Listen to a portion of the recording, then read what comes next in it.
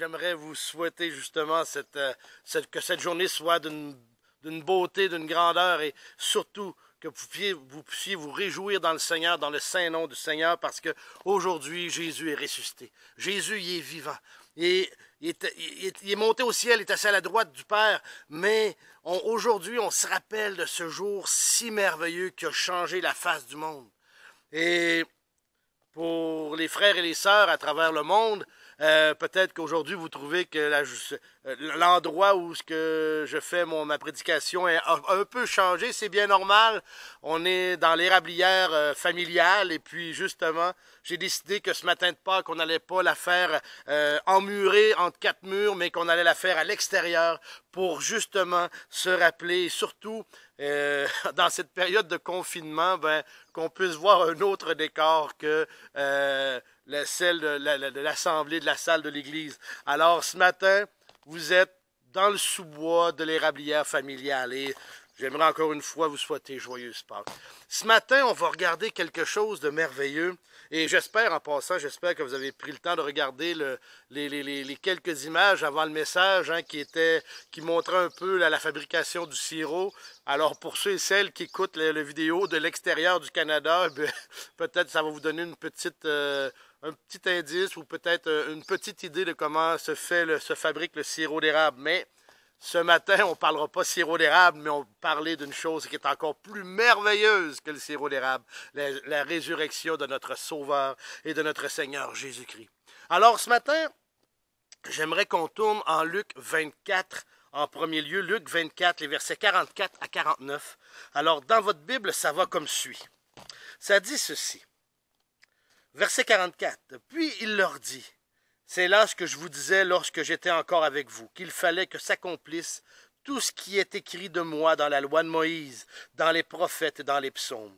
Alors il leur ouvrit l'esprit, afin qu'ils comprennent les Écritures. Et il leur dit, ainsi il est écrit que le Christ souffrirait et qu'il ressusciterait des morts le troisième jour, et que la repentance et le pardon des péchés seraient prêchés en son nom à toutes les nations, à commencer par Jérusalem. Vous êtes témoins de ces choses. Et voici, j'enverrai sur vous ce que mon Père a promis.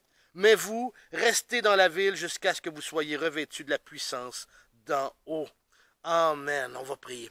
Père éternel, on est devant toi, Seigneur grand Dieu, ce matin. Béni sois-tu. Encore une fois, merci, Seigneur, pour Jésus qui est venu sur cette terre, qui est venu marcher, qui est venu enseigner ton salut et qui est venu justement, pas simplement l'enseigner, mais Seigneur, pourvoir de ce salut-là parce que justement, ça l'a conduit à la croix.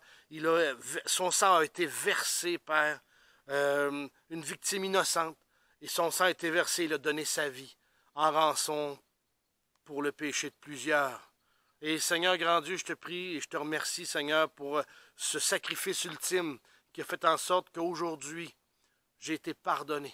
Aujourd'hui, Seigneur grand Dieu, j'ai reçu la vie éternelle. Aujourd'hui, Père éternel, à cause de Jésus-Christ, grâce à Jésus-Christ, Père, je sais qu'un jour, je vais être dans ta présence pour l'éternité. Je t'aime et c'est au nom de ton Fils Jésus que je te demande toutes ces choses. Amen. Amen. Alors ce matin, on va regarder une des facettes de la résurrection qui s'appelle le pardon des péchés, qui est un fruit de la résurrection. Alors, ce qui est le plus merveilleux, comme j'ai dit, Jésus est vivant. Il est vivant, il a donné sa vie et a vaincu le péché et la mort. Une petite histoire. Avant de vous raconter mon histoire, j'ai une question. Quelle différence fondamentale la résurrection de Christ fait-elle dans votre vie? Dans ma vie? Il y avait deux hommes dans un restaurant à un moment donné. Deux hommes de foi différentes qui se sont assis face à face et qui tentaient de faire un effort pour comprendre la foi de l'autre. Et puis, le premier homme demande au second, qui était chrétien, il dit, « Peux-tu me résumer l'essence du christianisme? En un mot. En un mot. » Alors le chrétien s'arrête un peu et lui dit ce mot-là. Le pardon. Le pardon. Vous savez, on aurait pu penser à la vie éternelle, ou à la paix, ou à la joie, ou à l'amour, mais le pardon. Le pardon. Le pardon des péchés, le fruit essentiel du christianisme, le fruit essentiel du christianisme. L'objectif de la croix de Jésus était d'être l'agneau de Dieu qui ôte le péché du monde. C'est ce qui est écrit dans Jean 1, 29. À la croix, Jésus a scellé la nouvelle alliance par le sang de la croix. Oui, c'est ça, par le sang de l'alliance répandu pour beaucoup pour le pardon de ses péchés. Sur la croix, Jésus pouvait demander à son Père de pardonner à ses bourreaux. Père, pardonne-leur, car ils ne savent ce qu'ils font. En Luc 23, 34. La prédication des apôtres présente immanquablement le pardon des péchés, comme fruit qui découle de la résurrection du Christ et comme message fondamental du christianisme. Vraiment, regardez ce qui est dit dans Pierre, ce que Pierre dit plutôt dans Actes 10, 43. Tous les prophètes rendent de lui le témoignage que quiconque croit en lui reçoit par son nom le pardon des péchés. Également dans 1 Corinthiens 15, 17, regardez ce que Paul nous dit. Si Christ n'est pas ressuscité, votre foi est vaine. Vous êtes encore dans vos péchés. Et 1 Corinthiens 15, 20, Paul rajoute, mais maintenant, Christ est ressuscité des morts. Amen! Amen! Dans l'évangile de Luc, ce qu'on vient de lire, notre passage de Luc 24, les dernières paroles du Christ ressuscité à ses disciples contiennent le message d'aller prêcher le pardon des péchés à toute la création. Toute la création. La résurrection de Christ nous interpelle à apprécier le pardon des péchés. Et ce qu'on vous dit, ce qu'on vient de lire de Luc 24, les versets 44-49, bien, on va développer à travers ce passage-là, j'ai le souhait d'être interpellé avec vous quant au prix du pardon des péchés. Au prix du pardon des péchés, de la promesse du pardon et de la puissance du pardon. La puissance du pardon. Premier point que je veux qu'on regarde ensemble, c'est celui-ci. C'est celui-ci. La résurrection nous interpelle à apprécier le prix du pardon de nos péchés. Premièrement, il fallait que Jésus souffre. Il fallait que Jésus souffre. Il est écrit que le Christ souffrirait. Verset 46. Alors il leur dit, ainsi il est écrit que le Christ souffrirait. Le Christ souffrirait. La croix est premièrement un symbole de souffrance extrême, de mort. Nous autres, aujourd'hui, la croix, on la porte dans notre cou, on la voit accrochée au mur, on la voit un peu partout dans notre monde christianisé. Mais même si on peut aimer la décoration de la croix, pour les habitants du monde romain du 1er siècle, à l'époque de Jésus, ils espéraient n'avoir jamais à regarder une croix. Jamais. Instrument mortel de torture extrême. Symbole public de honte, d'horreur et de malédiction. Rome ne permettait à aucun citoyen romain d'être mis à mort par la croix. Alors, c'est drôle de voir combien l'image de la croix a changé à travers les siècles. Mais à l'époque de l'Empire romain, ce n'était pas du tout la même signification qu'aujourd'hui au niveau de la croix. Jésus, lui, comprenait qu'il allait beaucoup souffrir. Luc 29, 22 nous dit qu'il allait être livré entre la main des pécheurs. Ma deuxième partie dit, il fallait que Jésus meure, qu'il soit mis à mort, comme il est dit encore dans Luc 9, 22. Vous savez, souffrir, ce n'est pas suffisant pour le pardon des péchés. Souffrir, ce n'est pas suffisant. Le salaire du péché, c'est la mort. Alors Jésus devait mourir. Jésus devait mourir. Même que Moïse, les prophètes et les psaumes ont annoncé que pour le Messie, la croix précéderait la couronne. Vous rappelez-vous de Genèse 3.15? Genèse 3.15 qui nous est dit que, justement, que quand Adam et Ève ont péché et que, justement, Dieu a donné leur sanction à chacune de cette personne, en plus du serpent, mais il a dit au serpent une chose de plus. La victoire du péché viendrait de la postérité d'Ève, la descendance d'Ève, sous forme humaine. Sa postérité écraserait la tête du serpent, autrement dit, l'autorité du roi. Mais par le même acte, celui-ci lui blesserait le talon. Le blesserait le talon qui faisait référence à la souffrance par la croix. En Exode 12, Moïse institue la Pâque juive, qui illustrait le rachat d'un peuple esclave par le sacrifice d'un agneau sans défaut. Un agneau sans défaut, sans tache, qui mourrait à la place du pécheur. Isaïe 53, 8 à 10 nous dit « Il a été enlevé, retranché de la terre des vivants, après avoir livré sa vie en sacrifice pour le péché. » Pourtant, après la mort, il verra une postérité. Le psaume 22 nous dit ceci, les versets 2 et les versets 17 à 20.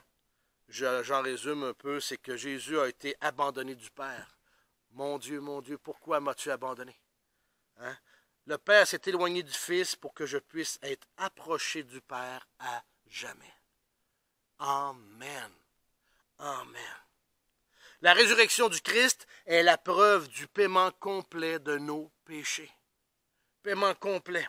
Jésus a expié nos péchés et a vaincu la mort. La conséquence de nos péchés en passant. La mort, c'est la conséquence de nos péchés. Et le pardon coûte cher. Le pardon coûte très cher. Mais Jésus a pardonné entièrement et pour toujours mes péchés. Quand on parle que le pardon coûte cher, vous savez, Christ, et c'est une des choses que j'aimerais rajouter justement, c'est que des fois, il y a des chrétiens qui se dénigrent, ou plutôt qui se donnent peu de valeur. Non pas qu'on doit se mettre sur des piédestals, mais je veux que vous compreniez ceci. Si jamais vous allez dans un bazar, ou peu importe, dans un genre de marché aux puces, et que vous achetiez une vieille télévision, pour que les enfants puissent regarder la télévision au sous-sol, et puis peut-être même installer des jeux vidéo, ainsi de suite, vous la payez peut-être 10 $. Puis que, en la mettant au sous-sol, vous savez, des fois, on envoie les enfants jouer au sous-sol parce qu'ils sont trop turbulents en haut, alors on les envoie au sous-sol et ils se mettent à courir autour de la télévision. Et puis, à un moment donné, ils sortent des fois, ils jouent avec des bâtons. Malheureusement, ça arrive, des bâtons. Ils sont un peu plus turbulents. Puis, vous arrivez dans le sous-sol et vous dites « Faites attention à la télévision! » Souvent, plutôt, c'est le fait que vous dites aux enfants de faire attention à la télévision, pas à cause de la valeur de la télévision, vous l'avez payé 10 $. C'est plutôt pour faire attention de ne pas se faire mal. Maintenant, prenez le même exemple et vous achetez une télévision 3 000 $. Vous la mettez dans le salon et que les enfants se mettent à être turbulents autour. La réaction du parent, qu'est-ce qui se passe? Faites attention à la télévision! Souvent, là, c'est pas seulement pour que les enfants se fassent pas mal, c'est plutôt pour ne pas briser la télé qui vaut 3 000 $. Bien, quand Christ est mort à la croix, il a payé de sa vie pour vous donner la vie. Alors votre vie, la vie éternelle que vous avez reçue, le pardon des péchés que vous avez reçu, la paix, l'amour, la joie que vous avez reçue, savez-vous combien vous valez comme chrétien? Vous valez la vie de Dieu. Parce que Dieu, Jésus-Christ, Dieu a donné sa vie pour vous. Voilà votre valeur. Alors arrêtons comme chrétiens de nous dénigrer. Comme je vous dis, de ne pas nous mettre sur un piédestal, d'être humble, mais de comprendre et de connaître que pourquoi le Père nous aime tant, c'est qu'il a donné la vie de son Fils pour nous racheter. Amen. Alors, n'hésitez jamais à réaliser ceci par rapport à ça. Comprenez bien le prix que vous avez le prix de rachat que vous avez, dont le Père a dû faire pour vous racheter. Alors, oui, le pardon coûte cher. Le pardon coûte cher. Même que, en passant, à l'époque de Jésus, lorsque les commerçants signaient leurs factures, on va dire ça comme ça, ils marquaient le mot tétélestai.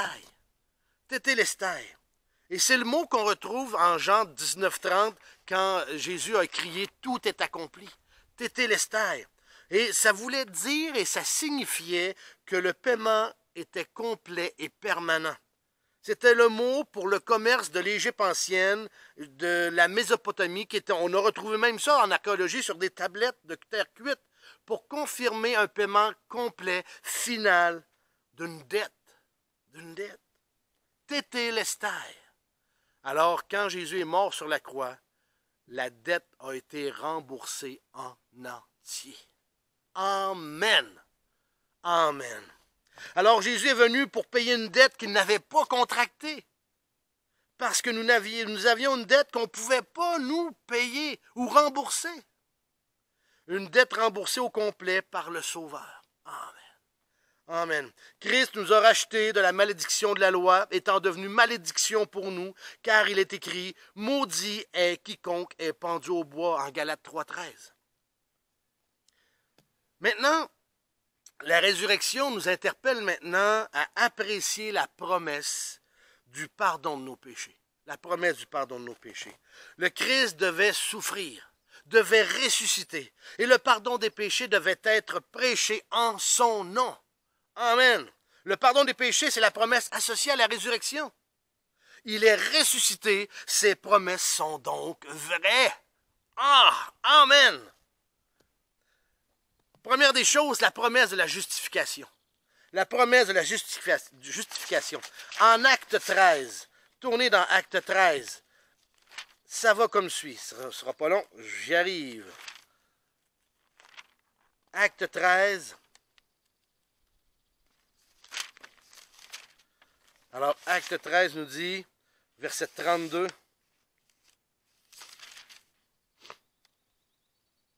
Et nous vous annonçons cette bonne nouvelle que la promesse faite, à nos pères, Dieu l'a accomplie pour nous, leurs enfants, en ressuscitant Jésus, selon ce qui est écrit dans le psaume 2e. Tu es mon fils, que je t'ai engendré aujourd'hui. Je t'ai engendré aujourd'hui. Et verset 38 maintenant, de Acte 13. Sachez donc, hommes frères, que c'est par lui que le pardon des péchés vous est annoncé. Et que quiconque croit est justifié par lui de toutes les choses dont vous ne pouviez être justifiés par la loi de Moïse. Qu'est-ce que ça veut dire, justifier rapidement? Ça veut dire qu'on est déclaré non coupable. Déclaré non coupable des choses que la loi nous déclarait coupables. Alors avec Jésus, on est déclaré maintenant non coupable. Non coupable. La résurrection, c'est la preuve finale de l'acceptation par le Père, de la promesse de justification et le pardon des péchés. Amen. Amen. Dieu a promis d'effacer le péché. Et c'est ça qui est le plus merveilleux. En Isaïe 43, 25, regardez ce qui est écrit. C'est moi qui efface tes transgressions. Pour l'amour de moi, je ne me souviendrai plus de tes péchés. Et au chapitre 44, verset 22 d'Isaïe toujours, j'efface tes transgressions comme un nuage. Comme un nuage et tes péchés comme une nuée. Amen. Je vais prendre un terme au niveau de la sériculture. Vous savez, quand on fait bouillir l'eau d'érable pour avoir le sirop, vous savez, toute une buée lève sous un dôme en stainless, en acier inoxydable, le bon terme, et ça passe à travers des cheminées. Mais lorsqu'à un moment donné, la vapeur d'eau devient trop opaque, on passe la main pour écarter la vapeur d'eau, hein, comme une nuée. Et Dieu dit qu'il efface nos transgressions comme une nuée. Et ça se bouscule, ça s'en va, la nuée, la vapeur se promène, se saute. Et ça, c'est merveilleux par rapport à ça. Quand on peut voir une image par rapport à ces choses. Alors, continuons. Vous savez, le pardon des péchés est proclamé par les hommes. Mais seul Dieu pardonne à celui qui se repent. Luc 24, 47, il dit, la repentance et le pardon des péchés seraient prêchés. Comparez maintenant Jean 20, 23.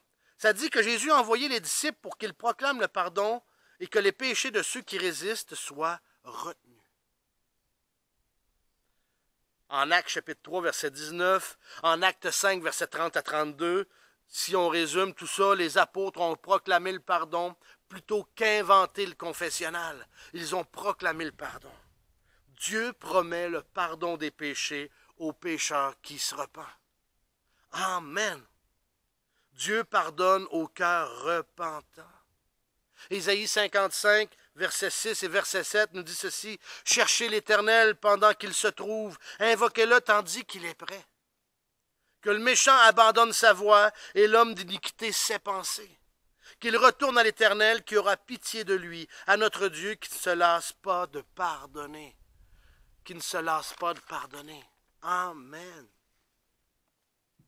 Ça nous conduit à la promesse de libération et de liberté par rapport au péché. Être pardonné, c'est être libéré.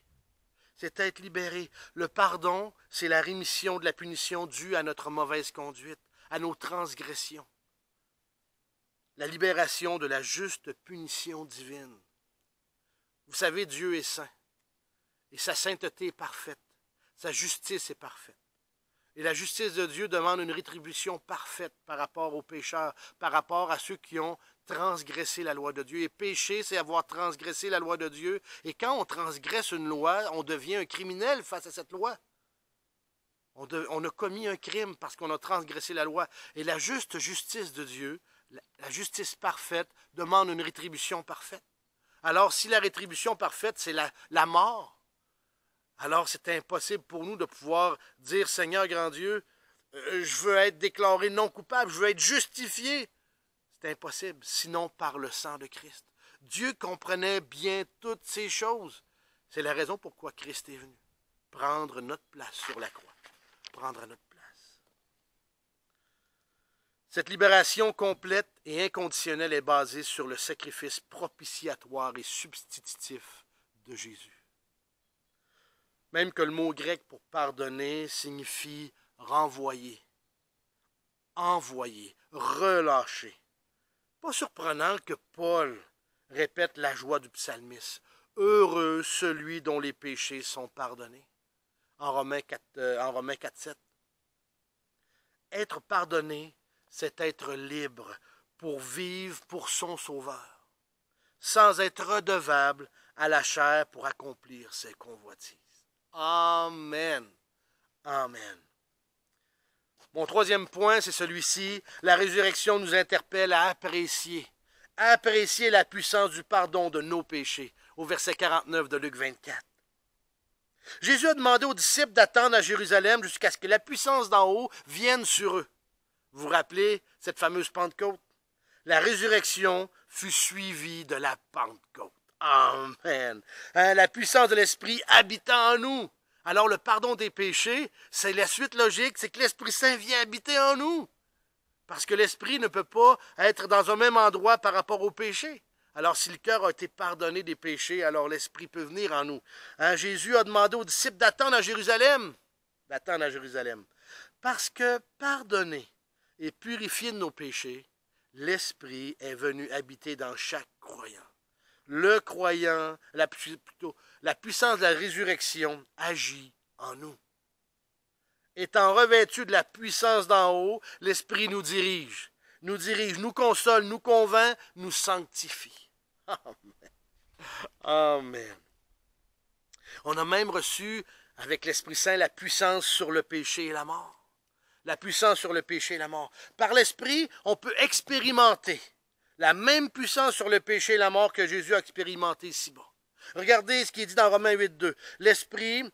La loi de l'Esprit de vie en Jésus-Christ m'a affranchi de la loi du péché et de la mort. L'Esprit veut me rendre vainqueur sur le péché. L'Esprit veut vous rendre vainqueur sur le péché. Voulez-vous garder cette victoire? Voulez-vous rester dans cette victoire? Amen. Alors, restez dans l'Esprit. Restez dans l'Esprit. Ça dit, même dans 1 Corinthiens 15, versets 55 et 56, l'aiguillon de la mort, c'est le péché, mais grâce soit rendue à Dieu qui nous donne la victoire par notre Seigneur Jésus-Christ. Je ne suis pas obligé de pécher. Je ne suis pas obligé de pécher. La mort n'a plus d'autorité sur moi. La mort. C'est sûr que la mort physique va arriver, mais la mort spirituelle, non. Parce que même si on quitte aujourd'hui, on va être dans la présence de notre Dieu pour l'éternité. Amen. Alors, la séparation complète d'avec Dieu, ça n'arrivera plus jamais. À cause que Jésus a payé pour nos péchés, on l'a reçu comme Seigneur et Sauveur de nos vies. L'Esprit est venu habiter dans nos cœurs. Amen. Amen. Ça nous donne aussi une chose, et je vais terminer avec ça, la puissance de pardonner aux autres. Éphésiens 4,32 dit ceci, « Soyez bons les uns envers les autres, compatissants, vous pardonnant réciproquement, comme Dieu vous a pardonné en Christ. » À l'exemple de Dieu qui nous a pardonné sur la base de l'œuvre de Jésus-Christ, nous avons reçu la capacité de pardonner à nos semblables, aux frères et aux sœurs, et à recevoir d'eux le même pardon. Ce ne sera pas toujours facile. Ça peut être difficile de passer à travers des choses qui nous ont blessés, nous ont marqués. Mais vous savez quoi? On a la capacité de pardonner et d'être pardonné à cause du pardon de Christ. L'Église est une société mutuelle de pardon. Une communauté où le pardon est offert et reçu de part et d'autre. Recevoir le pardon de Dieu et l'offrir aux autres est à la fois notre privilège et aussi notre responsabilité. Le pardon est une grâce à recevoir et à offrir. Alors, soyez... comment je pourrais dire ça, là? Vous savez, à Pâques, on célèbre la résurrection, bien entendu. Dans bien des familles, on offre du chocolat en abondance. Bien, moi, je vous demande et je vous offre d'exercer le pardon en abondance. Amen. Exercer le pardon en abondance. Alors, Pâques nous donne la joie de savoir que Jésus est ressuscité et en vainqueur du péché et de la mort. Est-ce que tu as cette joie, cette assurance du pardon de tes péchés? As-tu ça? En ce jour de Pâques, la repentance et le pardon des péchés te sont proclamés. Jésus, par sa mort et sa résurrection, a payé pour ton salut et t'offre la vie éternelle. Amen. Amen. À travers le grand prix que Jésus a payé par sa passion, sa mort, sa résurrection, nous avons plusieurs choses. Premièrement, la certitude du pardon de nos péchés. Deuxièmement, la présence de l'Esprit de Christ en nous. Amen. Troisièmement, le privilège et la puissance de refléter notre Seigneur ici-bas. Que l'on puisse refléter Christ ici-bas, en aimant et en pardonnant ceux qui nous entourent. C'est l'amour qu'ils ont les uns pour les autres que tous connaîtront que les disciples du Seigneur. C'est ce que Jésus nous avait dit en Jean. Ainsi, ceux qui nous entourent pourront voir Christ ressuscité en nous. Ce pardon qu'on possède, on doit aussi le proclamer. Vous êtes témoins de ces choses. Comme il nous dit dans notre passage de ce matin. Vous êtes témoins de ces choses. Alors ce matin, j'aimerais vous souhaiter une joyeuse Pâques, une belle journée. J'aimerais que ce matin, vous puissiez prendre quelques instants pour réfléchir à ce merveilleux pardon que Christ nous a donné. Et puis, que vous puissiez profiter, même en temps de confinement, de vous appeler les uns les autres, de vous rejoindre, de vous téléphoner. On a des moyens de communication, que ce soit Internet, que ce soit le téléphone, que ce soit... On a différents moyens. Prenez le temps d'appeler les frères et les sœurs si ce n'est pas déjà fait. Prenez le temps de vous rejoindre, même des gens avec lesquels vous êtes moins habitués de parler, mais soyez là, présents les uns pour les autres. Amen. Alors, joyeuse Pâques de nouveau. Que le Seigneur vous bénisse. Bonne journée à tous. Que Dieu vous bénisse. Amen. Prions. Père éternel, on est devant toi, Seigneur grand Dieu, ce matin. Béni sois-tu. Merci, Seigneur, pour Jésus-Christ. Jésus qui est venu donner sa vie, comme on l'a regardé ce matin. Père, on t'aime. On te demande de nous aider à marcher dans tes voies toujours, chaque jour, chaque moment, chaque instant. Et encore une fois, c'est au nom de ton Fils Jésus qu'on te le demande. Amen. Amen. Bonne journée.